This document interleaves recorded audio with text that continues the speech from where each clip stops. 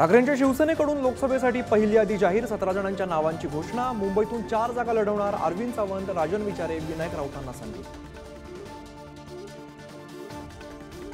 सांगलीच्या जागेवरून तिढा असतानाही ठाकरेंच्या शिवसेनेकडून चंद्रहार पाटलांना उमेदवारी जाहीर, तर विश्वजित कदमांसह काँग्रेसचे अन्य नेते दिल्लीला जाणार असल्याची माहिती।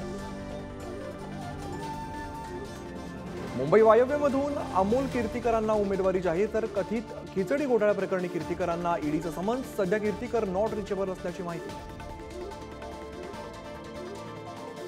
नागपुरात भाजपाचं जोरदार शक्ती प्रदर्शन, गडकरी आज उमेदवारी अर्ज भरणार। रॅलीमध्ये फडणवीस, बावनकुळेंसह भाजप नेत्यांचा सहभाग।